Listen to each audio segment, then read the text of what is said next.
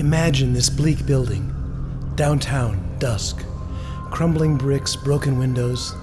Now imagine what's inside. There was always some played-out junkie in the unlighted entryway. Anybody went in had to cough up money, support the hype's habit, unless he was wasted or dead.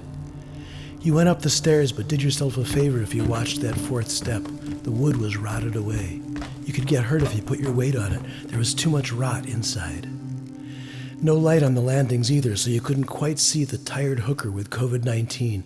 It was usually too dark and she was too caved in. But you could hear that thin, bloody cough. Down the hall, one of the babies had a rat bite on his cheek. It was a little infected, but he was too hungry to cry. And in the apartment above that, 304, stood a dour man in Italian leather shoes and a three-piece $4,000 suit. In the street outside, the man could see people who lived in the neighborhood. Bad posture, bad teeth, bad grammar, bad lives. No lives at all, really.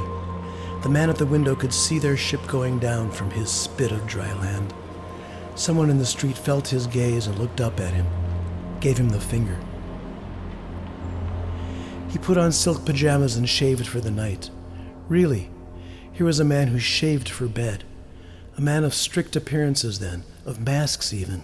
A man who liked to keep everything in his life smooth and unruffled.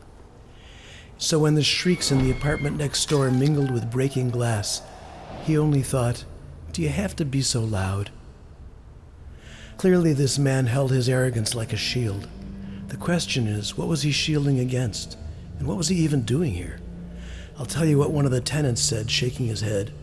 He owns the joint. Of course, he was only living here for 30 days. That was his sentence. Convicted of gross building violations. Faulty wiring, no trash facilities, vermin in the bedrooms.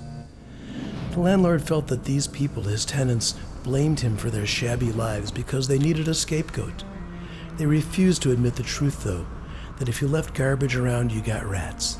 If they didn't clean up after themselves, it wasn't his fault. He'd cleaned up after himself his whole life. He'd paid his bills, paid his alimony, paid his dues. These people in his building, if they treated themselves like nothing, then he owed them nothing. He was a different species from them as far as he was concerned, like a scientist observing glass-caged animals.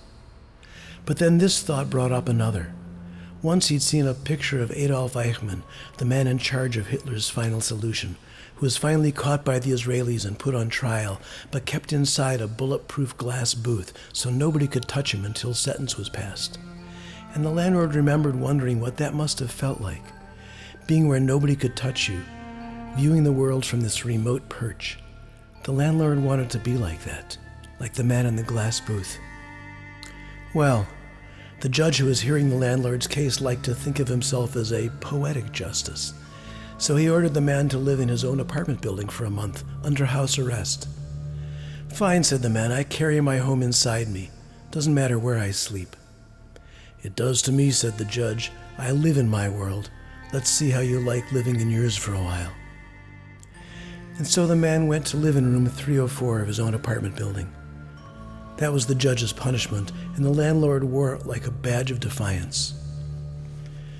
Ready for bed that first night, he opened some correspondence with a solid gold letter opener.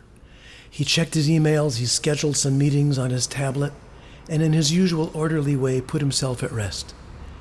He liked to go to sleep on 2 pillows with his head raised because he had a fear of choking. He knew it was an irrational fear, but he catered to it because he was the kind of man who felt he deserved to be indulged, even by himself. As he lay in the darkness on the narrow bed against the wall, a police helicopter flew by, its searchlight sweeping past the window. And in the momentary glare of the helicopter's beam, the landlord saw, out of the corner of his eye, a rat skitter by the end of the bed. A huge rat, a rat the size of a weasel, with a slippery, twitching tail, lidless red eyes, jagged teeth. And the man sat up, his heart stuttering, the floor seeming to tilt for just a second. To steady himself, he grabbed the sides of the bed and peered around the room. The rat was gone now. Probably gone to a filthier nest. Only thing a rat could find near this bed was a lifetime of order and self-control. And in the unreflective, unwarming glow of his pious self-satisfaction, the man lay back and drifted off to sleep, hardly aware of the night seeping into and out of his soul like waves on a gravel beach. Nor was he aware of the chilly inklings that rose with that night tide, like black seaweed stretching up from the depths. Nor aware finally of the rat claws that scrabbled along the baseboards of his court-ordered room, bloody nibblings inside the walls, painful gouges. In the blackness of sleep, shapes and yearnings and memories came, but he never saw them. Imagine a man blind to his own dreams. Imagine what's inside. So deep in his glass booth he couldn't see them anymore. He couldn't see anything. He didn't see anything. Until his eyes popped open and he knew he could feel that huge rat. That rat was now sitting on his chest. Crouching there, it must have weighed 3 pounds, breathing softly, watching him. The man felt a little sweaty and just a little undone. The rat was big and ugly and stained with matter, but there was no cause to panic. Panic was never called for. He was a man of purpose, not easily derailed, rarely even shaken, certainly never dismayed. Slowly, almost disdainfully, he brought his hand up and batted the filthy creature off his chest with all the force of his being. He heard the foul beast hit the wall beside his bed, a satisfying thump. But then with a jolt, he felt it jump back down to his chest. Was that his vile snout at his neck? His breath felt choked off at the barest touch of the vermin. He was afraid to move, but torn by an atavistic urge to flee. He had visions of little rat fangs probing his jugular vein, shredding the tissue, suffocating him. And then he remembered.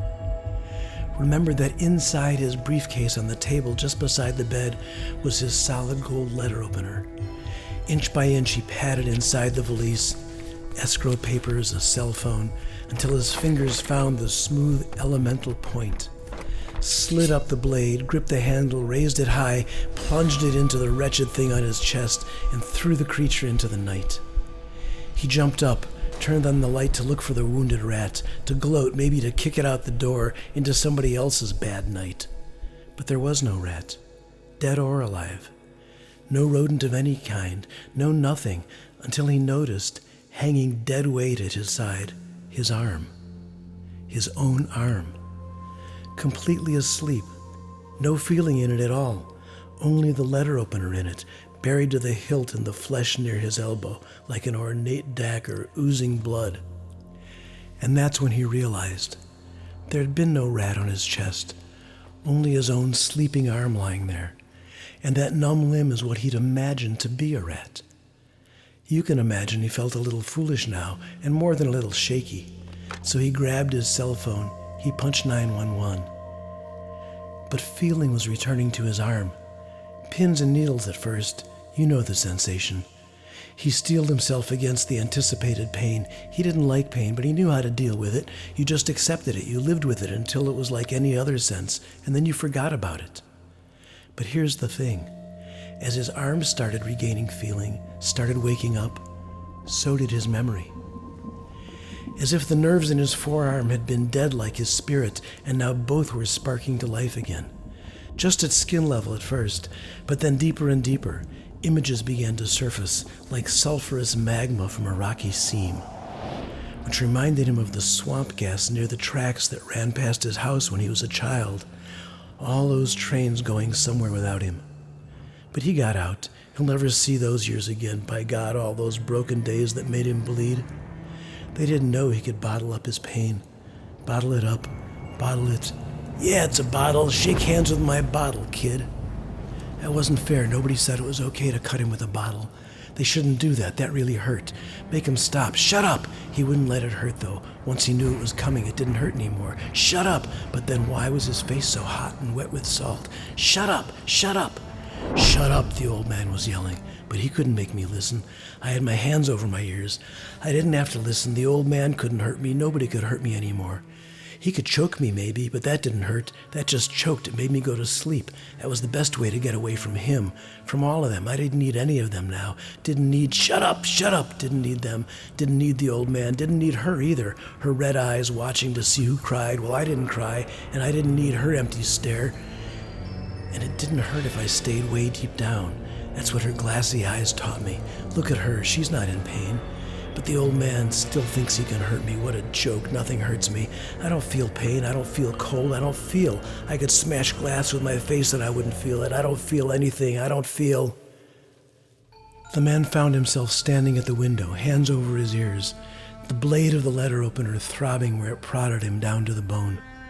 And he was doing something quite raw. He was weeping. Weeping not so much to feel the pain as to feel it all. Imagine a man like that. Imagine what's inside. A few tenants lounging on the stoop looked up at him. Some wondered what might be inside a rich man in silk pajamas to make him break a window with his face. Did they see in that moment just how deep down he held himself? Did he notice the cracks in the glass booth that separated them?